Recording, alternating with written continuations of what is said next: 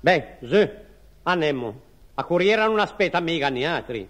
Ti me carregò come un pedun da busala. Quello che ci vuole per la campagna. Ah, quello che ci vuole, però ti non ti camali niente. Ma come? Parti per la campagna con quel cappello lì? E quello da mettere. Va subito a cambiartelo. Non ti sta bene, facciamo una brutta figura. Ti che ti stai ben con quello che t'è in testa. Andiamo, Serafino, sii buono. Va bene, andiamo a cambiarci il cappello. Bravo, così mi piaci.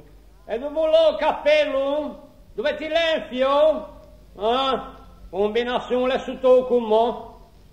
Ecco, stago ben così, pa una mulita. Andiamo su che perdiamo la corriera. Lasciati un po' guardare. Ecco, così va bene.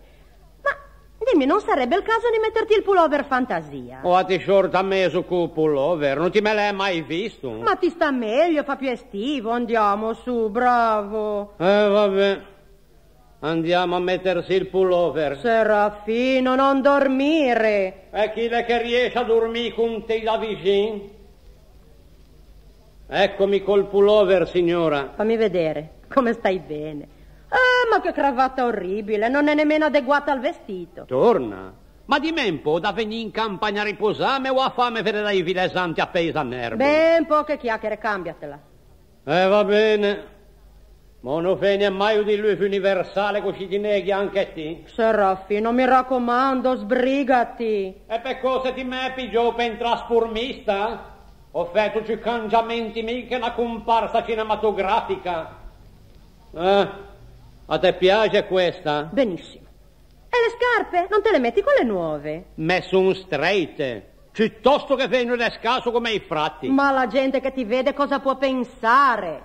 Vabbè. Cangiamo se scarpe, ma poi basta, Piuttosto, Serafino, cerca di spicciarti. Dove ti me l'enfie? Ah, me li immaginava che anche sotto un letto. Dove ti l'hai messo il corno? Di due non ne trovi nemmeno uno, sarà sul comodino. Uno che angelo da penitenziari? Oh, finalmente.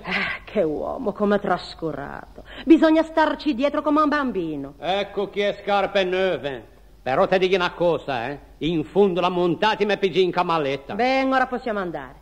Ah, è il gatto. Hai pensato per il gatto? Ma stiamo a 15 giorni, non posso mica lasciare da mangiare per 15 giorni, o che fai, ne grammo. E allora? Go lascio e palanche, così ho saccata quello che vuoi.